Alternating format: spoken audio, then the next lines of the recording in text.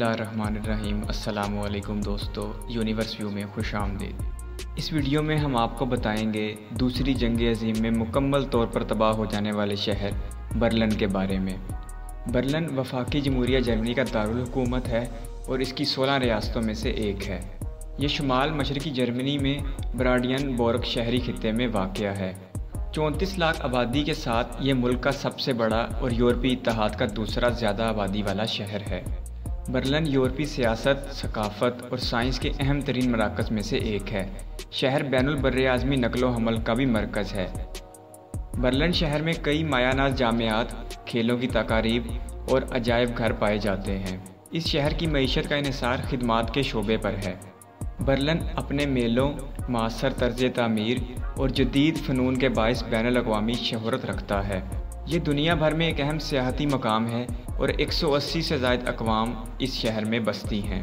इसीलिए इस शहर का शुमार उन चंद शहरों में होता है जहाँ पर सबसे ज़्यादा ज़ुबानें बोली जाती हैं। ये शहर 1936 में ओलंपिक्स और 2006 में फीफा वर्ल्ड कप के फ़ाइनल मुकाबले की मेज़बानी कर चुका है। बर्लिन शहर के बारे में मज़ीद जानने से पहले आपसे गुजारिश है कि अगर आपने अभी तक दिलचस्प मालूमात से भरपूर हमारा ये चैनल यूनिवर्स व्यू सब्सक्राइब नहीं किया तो अभी इसे सब्सक्राइब कर लें और पास बने बेल आइकन को भी दबा दें ताकि आइंदा भी आपको ऐसी दिलचस्प वीडियोस मिलती रहे। दोस्तों, अगर बर्लिन शहर की तारीख की बात की जाए तो 13वीं सदी ईस्वी में यह शहर सल्तनत पेर्शिया के ज़ेर इताअत था। 1871 से 1918 तक ये शहर जर्मन सल्तनत का दारुल हुकूमत रहा। इसके बाद यहाँ पर नाज़ी जर्मनियों की हुकूमत कायम हुई और आज भी ये जदीद जर्मनी का दारुल हुकूमत है। 1918 में जब पहली आलमी जंग ख़त्म हुई तो बर्लिन को वेमार जमहूरिया का दारुल हुकूमत करार दे दिया गया। 1920 में बर्लिन के गिरदोनवाह के देहात को मिलाकर एक बड़ा शहर बनाया गया जिसकी आबादी 40 लाख के करीब थी। 1933 के इंतखाबात में नाज़ी जमात के सरबराह अडोल्फ हिटलर हुक्मरान बने तो इनके दौर में यहूदियों समेत मुल्क की तमाम गैर आरियाई बशिंदों पर बहुत मनफी असरात मुरतब हुए।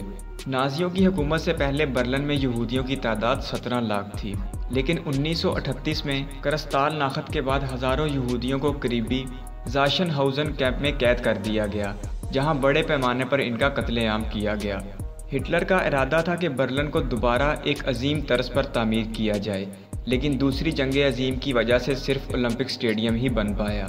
दूसरी जंग अज़ीम में बर्लिन में शदीद पैमाने पर तबाही हुई और फ़ज़ाई हमलों से शहर की तमाम इमारतें मुनहदिम हो गईं।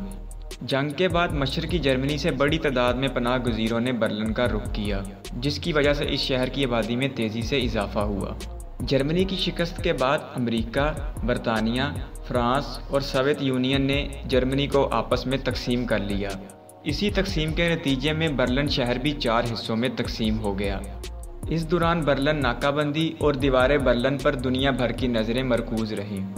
1961 से 1989 तक दीवारें बर्लिन के इन्हदाम होने तक ये शहर तकसीम रहा, लेकिन 1990 में जर्मन इत्तेहाद के बाद शहर को एक मरतबा फिर जर्मनी का दारुल हुकूमत बना दिया गया। बर्लिन शहर की आबो हवा की बात की जाए तो बर्लिन में समुद्री आबो हवा मौजूद है, इसलिए गर्मियों में यहाँ पर मौसम एतदाल पसंद रहता है, लेकिन सर्दियों में इस शहर में शदीद सर्दी पड़ती है। मौसम ख़ज़ां और बहार का दुरानिया मुल्क के दीगर खित्तों की निस्बत कम होता है। बर्लिन का तमीर शुदा इलाका एक माइक्रो क्लाइमेट बनाता है जिसमें शहर की इमारतों और फर्शों की गर्मी जमा होती है। बर्लिन शहर में औसतन 570 मिलीमीटर बारिश सालाना होती है। शहर में दिसंबर से मार्च तक बर्फ़बारी का मौसम रहता है। बर्लिन शहर के मशहूर मकामात की बात की जाए तो अलेक्जेंडर पेल्टर्स का फ्रेंस्ट्रम टावर 368 मीटर ऊंचा है और इसका शुमार यूरोपीय यूनियन की बुलंद तरीन इमारतों में होता है। इस टावर को 1969 में तामीर किया गया था। ब्रांडेनबुर्ग गेट बर्लिन और जर्मनी का एक नुमाया निशान है। ये यूरोपीय तारीख की अलामत है। इसके अलावा इसे अमन और इत्तेहाद की अलामत के तौर पर भी देखा जाता है। रेग ऑस्टिन की इमारत जर्मनी पार्लियामेंट की रवायती इमारत है जो कई सौ साल पहले तामीर की गई थी, ताहम 1990 में इसकी तामीर नौ की गई। बर्लिन वाल के आखिरी मौजूदा हिस्सों पर बराह रास्त पेंट किए हुए फ़न की एक खुली हुई नुमाइश है। ये शहर की तारीखी तकसीम का सबसे बड़ा सबूत है। जेंडर मेनमार्ट बर्लिन का एक न्यू क्लासिकल स्क्वायर है जिसे 18वीं सदी में तामीर किया गया था। 1830 से 1930 के अरसे के दौरान बर्लिन शहर में 5 अजायब घर तामीर किए गए जिनमें सबसे ज़्यादा मशहूर रिवर अर्सपरी में वाक़या म्यूज़ियम आइलैंड है, जिसे यूनेस्को की तरफ से आलमी सकाफ़ती विरसा करार दिया गया है। इस अजायब घर में प्रोशन शाही ख़ानदान की बाक़ियात भी रखी गई हैं। सेंट हडॉग का कैथेड्रल बर्लिन का रोमन कैथोलिक चर्च है। हेक्सचर मार्केट के आसपास का इलाका फैशन की सकाफत का घर है, जहां पर अनगिनत दुकानें, क्लब और गैलियां मौजूद हैं, जबकि इसी इलाके के पास यहूदी सकाफत का मरकज़ न्यू सिनागॉग भी है। बर्लिन शहर में मौजूद बिलू महल जर्मन सदर की रिहाइशगाह है। चारलोटनबर्ग महल, जो दूसरी जंग अजीम में जला दिया गया था, आज भी बर्लिन का सबसे बड़ा और तारीखी महल है।